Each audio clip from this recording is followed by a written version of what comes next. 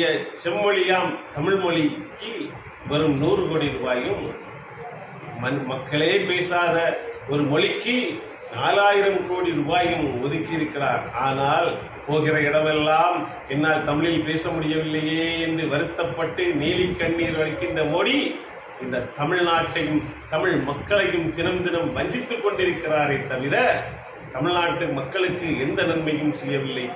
ஏன் 2026 நிச்சயமாக தமிழ்நாடு டெல்லிக்கு எதிராக போராடி வெற்றி பெற வேண்டும் என்று கடைசியாக ஒரே ஒரு காரணத்தை மட்டும் சொல்லிக் கொள்கின்றேன். இன்னும் மக்கள் தொகை கணக்கெடுப்பின்படி இந்தியா முழுவதும் இருக்கின்ற நாடாளுமன்ற தொகுதிகளை மறுசீரமைப்பு செய்வதற்கு ஒன்றிய பாஜக அரசு திட்டமிட்டிருக்கிறது. அதாவது மக்கள் தொகை கணக்கெடுப்பில் இந்தியாவை பொறுத்தவரையில் நம்முடைய தமிழ்நாடு மற்றும் தென் மாநிலங்கள் மிகவும் குடும்ப கட்டுப்பாடு முறையை அதிகமாக பின்பற்றிய மாநிலங்கள். இங்கே குடும்ப கட்டுப்பாட்டு முறையை அதிகமாக பின்பற்றிய காரணத்தினால் மக்கள் தொகை வளர்ச்சியானது கொஞ்சம் குறைந்து கொண்டே இருக்கிறது. இந்நிலையில் வட இந்திய மாநிலங்கள் மக்கள் தொகையில் அதிகமாகிக் கொண்டிருக்கின்றது.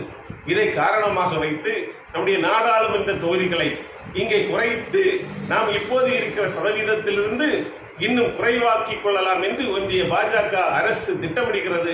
நம்முடைய பிரதிநிதித்துவத்தை குறைக்க பார்க்கிற ஒன்றிய பாஜக அரசுக்கு எதிராக நாம் வலுவான போராட்டங்களை நடத்த வேண்டும் என்றால் மீண்டும் தமிழ்நாட்டில் திராவிட முன்னேற்ற கழகத்திலான ஆட்சி அமைய வேண்டும்.